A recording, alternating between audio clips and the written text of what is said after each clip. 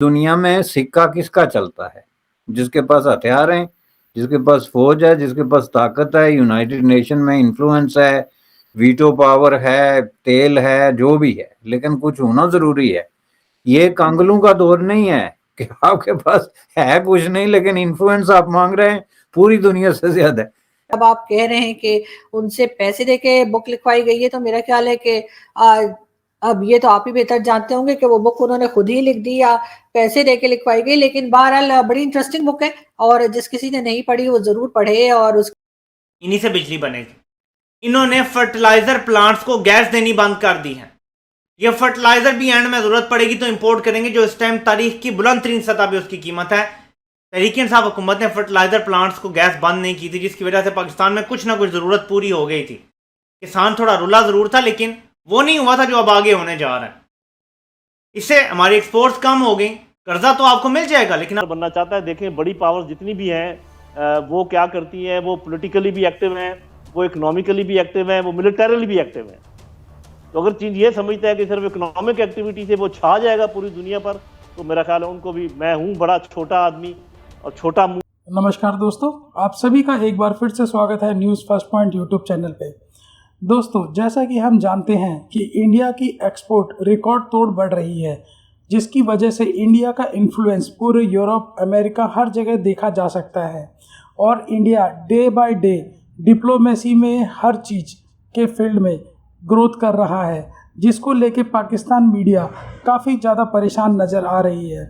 और पाकिस्तान मीडिया में डिबेट चल रही है कि जिस हिसाब से इंडिया अपनी पावर बढ़ा रहा है, चाहे वो डिफेंस की हो, चाहे वो एक्सपोर्ट की हो, चाहे वो डिप्लोमेसी की हो, तो इसको काउंटर करने के लिए पाकिस्तान क्या कर सकता है। तो चलिए दोस्तों, चलते हैं आज की वीडियो की तरफ और देखते हैं पाक मीडिया ने और क्या कहा। काबिल गौर किस्म की कहानी है, लेकिन नटशेल में ये है कि इंडिया अपना काम कर रहा है और पाकिस्तान अपना काम कर रहा है। इंडिया क्या काम कर रहा है अपना, कि वो दिन ब दिन जो है वो प्रोग्रेस कर रहा है, आगे बढ़ रहा है अपने मकासद के लिए। आप उनके मकासद से इत्फाक करें या इख्तलाफ करें, या आपको अच्छे लगें या बुरे लगें, लेकिन वो कंसिस्टेंटली आगे बढ़ता जा रहा है। जबकि पाकिस्तान से एक काम कर रहा है 1947 से, वो है कंडेम करना। अब ये जो ईद के इज्तिमा पे पाबंदी लगी, पाकिस्तान ने कंडेम कर दिया ना, तो ये कंडेमनेशन जो है ये 90s से लेके, बल्कि 84 85 से लेके, तो श्रीनगर में कम अज कम जो जामे मस्जिद है, जब से वहाँ पे मिलिटेंसी ने एक टर्न लिया और उसके बाद एक पब्लिकली भी जो है वो अनरेस्ट की एक सिचुएशन क्रिएट हुई, तो उसके बाद ये कई दफ़ा साल से वहाँ पे ऐसी पाबंदी लगती रही, उठती रही दरमियान में, और जब लगती रही पाकिस्तान कंडेम करता रहा। अब पाकिस्तान की जो रूलिंग एलीट है उसको ये बात समझानी पड़ेगी कि ये जो कंडेम करने का अमल है ये काफ़ी नहीं है, और बल्कि काफ़ी, चलो होना ना होना, लेकिन it doesn't serve any purpose. एक तो होता है ना कि एक ज़माना था कि दुनिया में एक माहौल था कि किसी मुल्क ने या इवन ऑर्गेनाइजेशन ने किसी चीज़ को कंडेम कर लिया कि जी ये ह्यूमन राइट्स वायलेशंस हैं, दुनिया में हो रही हैं किसी एक जगह पे, हम इसको कंडेम करते हैं, तो ये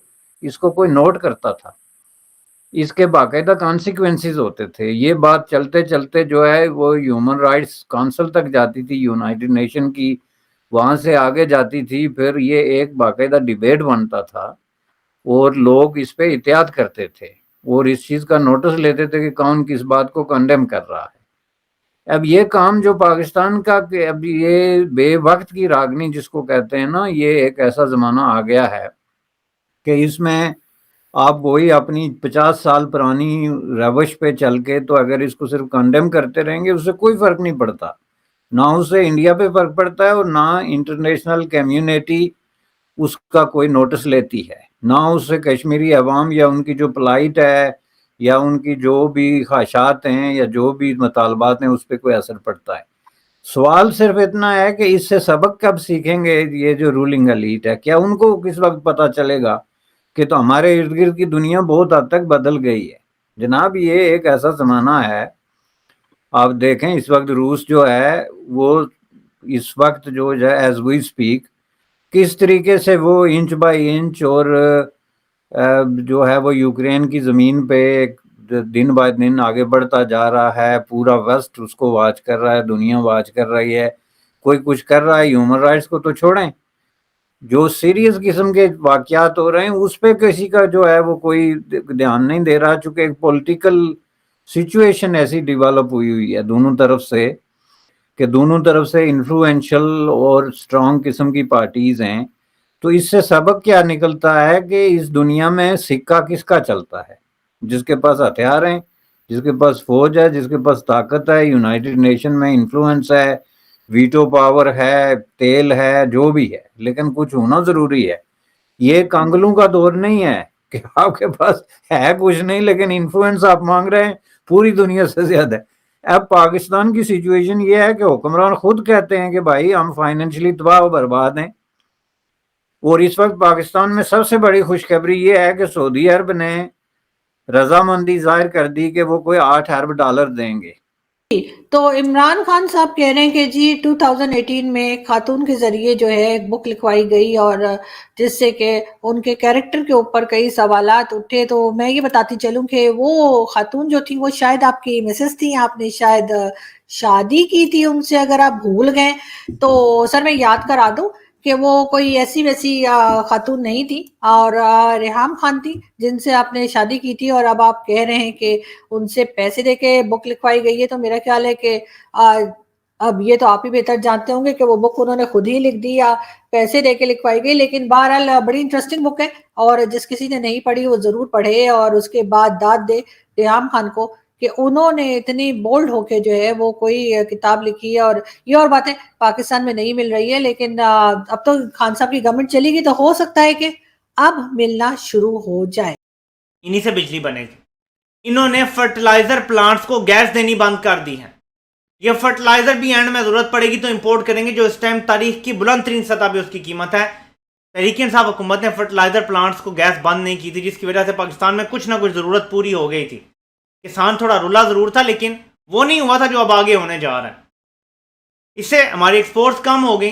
कर्जा तो आपको मिल जाएगा लेकिन आप गुलामी करेंगे ना, आज़ादी एक्सपोर्ट्स बढ़ाने से मिलेगी, ज़र मुबादला हासिल करने से मिलेगी। तो आपको गुलाम रखने का पूरा प्लान तैयार है, इसका सारा फल और फायदा इंडिया खाएगा आप। वरना आज इमरान खान गंदम भी सस्ती ले रहा होता रूस से, गैस तेल के सारे मुआहदे हो चुके होते अब तक या काफ़ी आगे बढ़ जाते और हमें फ्यूचर में साल 2 हमारे सिक्योर हो जाते हैं, लेकिन ये नहीं हुआ। हम न्यूट्रल रह सकते थे। पाक चीन दोस्ती जो है ये सिर्फ हमारे फ़ायदे में नहीं है, आपके भी मुफाद में है। इंडियन ओशन तक आप भी जाते हैं बिल्कुल नज़दीक से, तो मेहरबानी करके ये सारा वजन हमारे ऊपर ना डाल दें कि तुम इनको संभालो, तुम करो। और अगर चीन बड़ी पावर बनना चाहता है, देखें बड़ी पावर जितनी भी हैं वो क्या करती हैं, वो पॉलिटिकली भी एक्टिव हैं, वो इकोनॉमिकली भी एक्टिव हैं, वो मिलिटरली भी एक्टिव हैं। तो अगर चीन ये समझता है कि सिर्फ इकोनॉमिक एक्टिविटी से वो छा जाएगा पूरी दुनिया पर, तो मेरा ख्याल है उनको भी, मैं हूँ बड़ा छोटा आदमी और छोटा मुंह है मेरा, लेकिन मैं ये बात करना चाहता हूँ अपने अजीज़ दोस्त चीन को और अपने जो लीडरशिप है उन तक भी मैं ये पैगाम पहुँचाना चाहता हूँ कि एक चीन को साथ मिलाएं, उनको कहें ये हमारा मुश्तरका मफाद है, हम आपस में एग्रीमेंट करें और इन चीज़ों को रोकें। दूसरी बात, जिनके खिलाफ हम जवाबी कार्रवाई कर सकते हैं वो करें, दिल जमई के साथ करें। जी अच्छा जनरल साहब, लास्ट